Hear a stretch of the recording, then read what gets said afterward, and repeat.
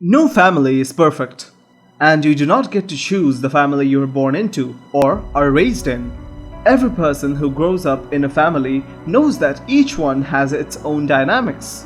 The formative years of a child's life and the environment in which he grows up has a direct impact on how they function as an individual. Today's episode is about a sibling rivalry with shocking results and a tragic aftermath that has raised suspicions of the forbidden kind of familial love. I'm Viska, and you are watching Crimeverse. This is the story of Azumi Muto, a girl whose life was cut short in the most shocking and gruesome way.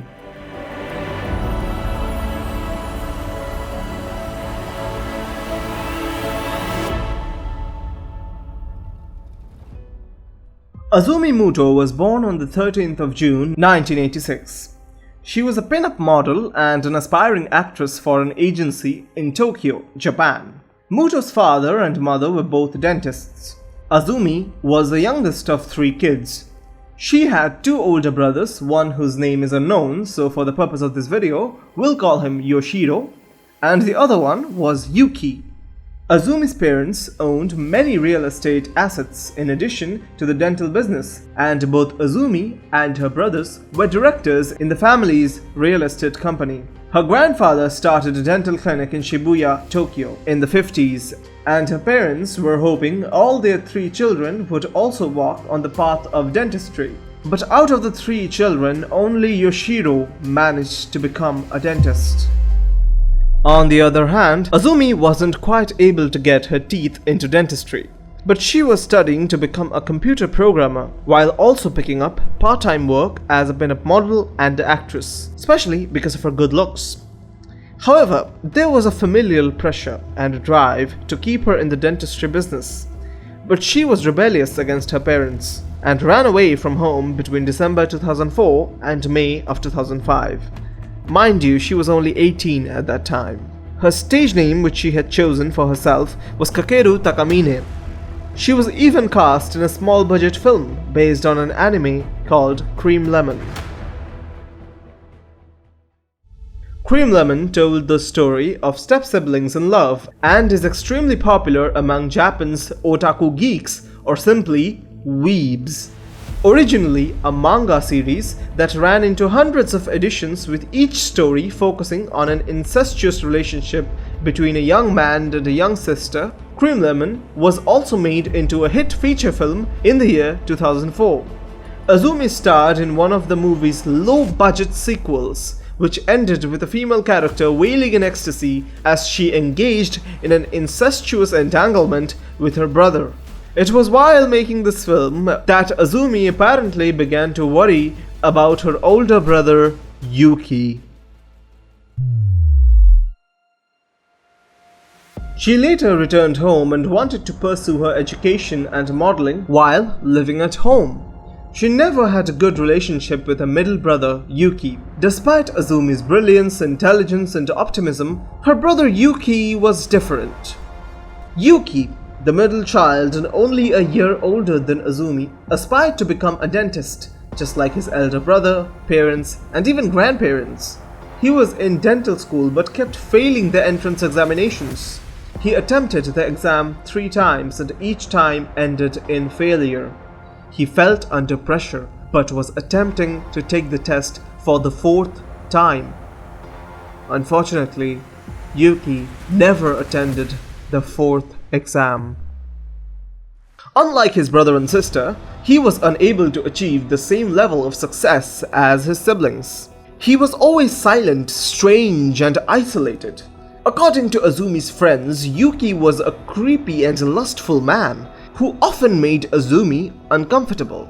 On the 30th of December 2006, Azumi's parents and Yoshiro were visiting family in Fukushima during the Christmas and New Year's holidays, and Yuki and Azumi were home alone. Around 3 p.m. on that day, Azumi was having an argument with Yuki, where according to Yuki, she was continuously berating him for his failures on the dental entrance examinations.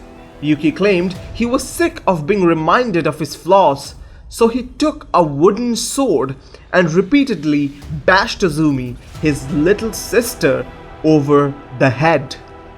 Her face was swollen and she was in pain, but she fought back. She continued to chastise him, claiming that he had no meaningful dream or purpose in life and he was merely following what his parents desired.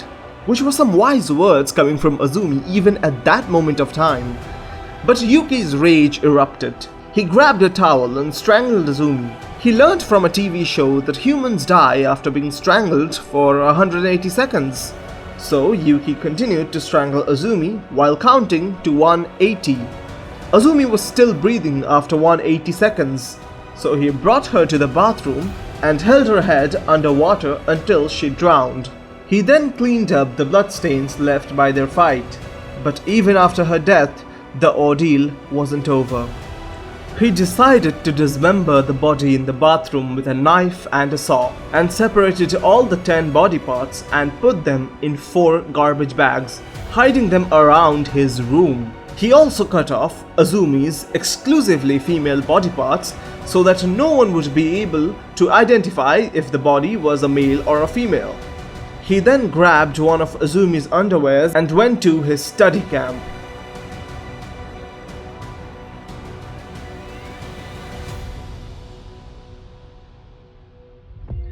January 1st, 2007.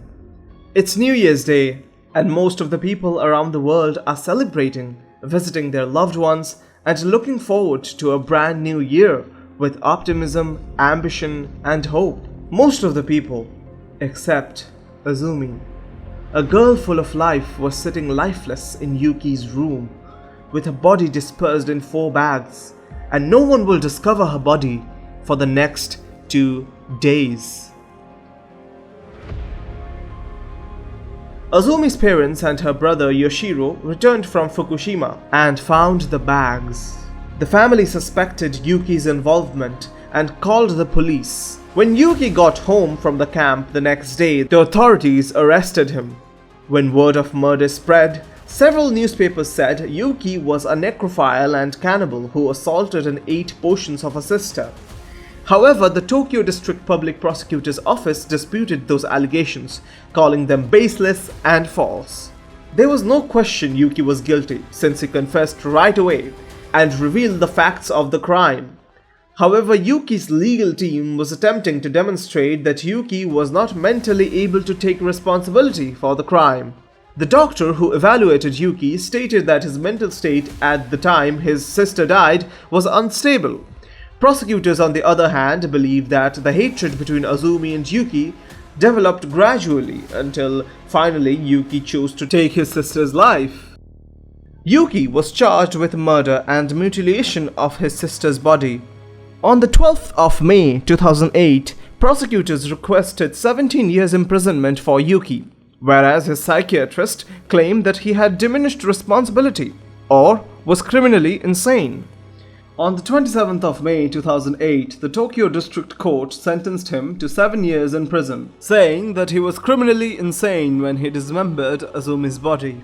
However, on the 28th of April 2009, the Tokyo High Court revoked his original sentence, sentencing him to 12 years.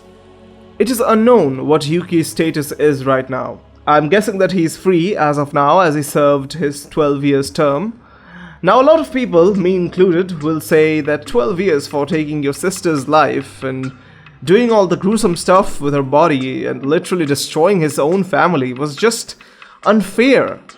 And the fact that he's walking free right now is appalling, to say the least. But that's me.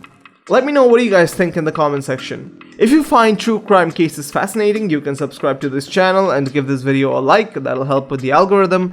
In case you want to support me further, I do have a Patreon. Thank you so much for watching this video. More cases are coming. Stay tuned and stay safe.